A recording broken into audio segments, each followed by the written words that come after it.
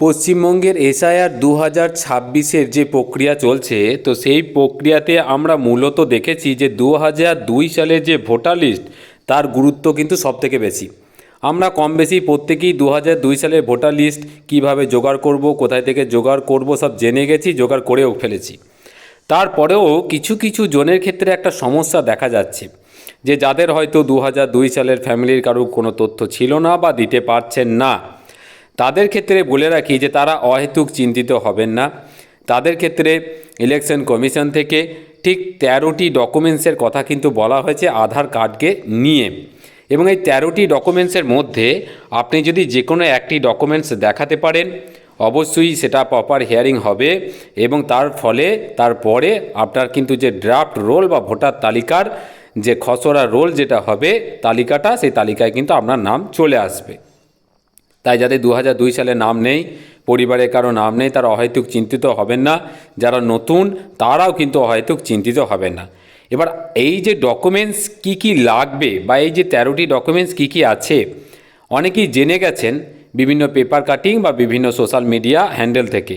এবার সমস্যাটা হচ্ছে যে অনেক সময় হয়তো অনেক কিছু এডিট করা থাকছে, আপনাদের কাছে হয়তো সঠিক তথ্য যাচ্ছে না। আমি আপনাদের পরিষ্কার করে একদম অফিসিয়াল সাইট থেকে পাওয়া যে তথ্য, সেই তথ্যটুকুই শুধুমাত্র তুলে ধরব। দেখুন, এই তথ্যটা একদম জেনুইন।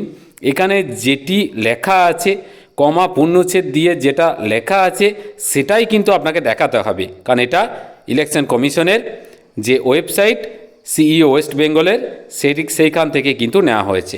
তো আমি আপনাদের বলে দিই সেই 13টা ডকুমেন্টস কী আছে।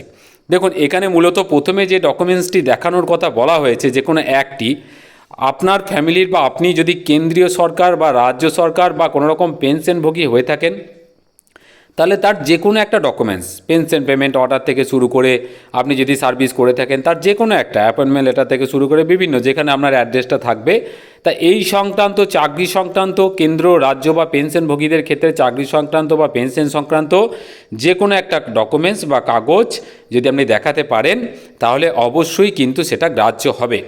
নাম্বার 2 নম্বর ডকুমেন্টসের ক্ষেত্রে কী বলেছে না, 1/7/1987 সালের পূর্বে, 1/7/1987 আগে সরকার, স্থানীয় কর্তৃপক্ষ, ব্যাংক, ডাকঘর যে কোনো একটা জায়গার পরিচয়পত্র, শংসাপত্র বা নথিপত্র, মানে 1/7/1987 আগে ব্যাংক, পোস্ট অফিস, ডাকঘর বা যে কোনো জায়গার যে কোনো একটা কাগজ যদি দেখাতে পারেন, অবশ্যই সেটি গ্রহণযোগ্য হবে। 3 নম্বরে বলেছে উপযুক্ত কর্তৃপক্ষ কর্তৃক প্রদত্ত জন্ম সনদ, তার মানে birth certificate, proper birth certificate কিন্তু এখানে চাই। 4 নম্বরে পাসপোর্ট যাদের আছে তারা দেখাবেন। 5 নম্বরে কোনো শিক্ষিত বোর্ড বা বিশ্ববিদ্যালয় থেকে মাধ্যমিকের যে সার্টিফিকেট সেটা কিন্তু অবশ্যই দেখাতে পারেন।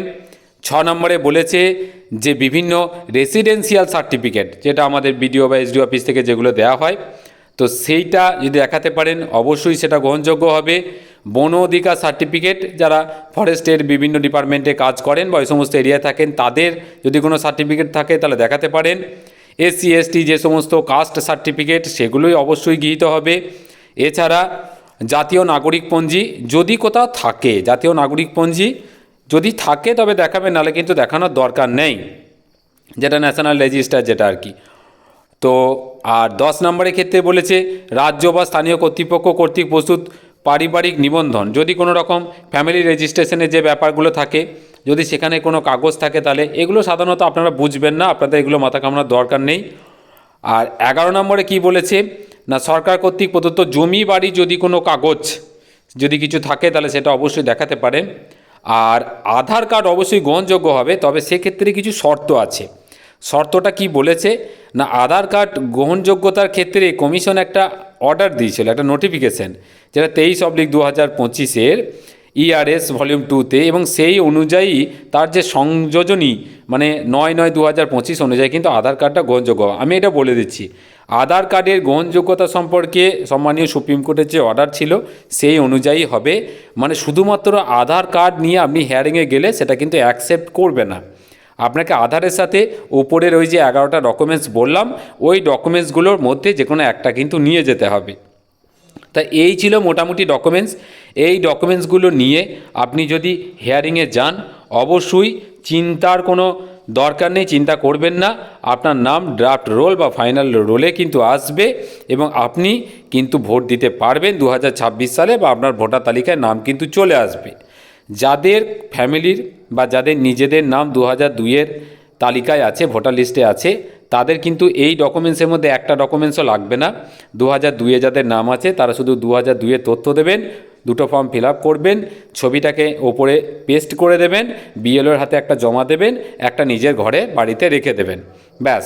যাদের নাম নেই তারা এই ডকুমেন্টসগুলোর মধ্যে যে কোনো একটা ডকুমেন্টস দেখাবেন। তাদের অবশ্যই হিয়ারিংয়ের ডেট পড়বে, বিডিও অফিসে একটা ডেট পড়বে আপনার, সেই ডেটে আপনাকে হিয়ারিং হবে। আপনি ডকুমেন্টস দেখাবেন, প্রমাণ দেখাবেন, প্রমাণ দেবেন, আপনার যে ড্রাফট রোল সেখানে নিশ্চিন্তে থাকুন, আপনার নাম কিন্তু উঠে যাবে। তাই অহেতুক কিন্তু জটিলতার মধ্যে যাবেন না। যাদের নাম নেই অহেতুক চিন্তিত হবেন না।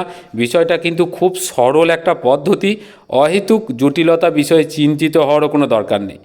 এই চ্যানেলে সম্পূর্ণ জেনুইন তথ্য অফিসিয়াল ওয়েবসাইট থেকে দেওয়া হয় এবং ভবিষ্যতেও দেওয়া হবে। সমস্ত আপডেট সবার প্রথম আপনাদের সামনে অফিসিয়াল ওয়েবসাইট থেকে তুলে দেওয়া হবে। তো আপনারা যদি ভালো লাগেন আপনাদের এই ভিডিওগুলো, অবশ্যই বেশি করে নিজেদের পরিচিতদের মধ্যে ভিডিওগুলোকে শেয়ার করে দিন এবং অবশ্যই চ্যানেলটিকে সাবস্ক্রাইব করবেন। খুব ভালো থাকবেন। ধন্যবাদ।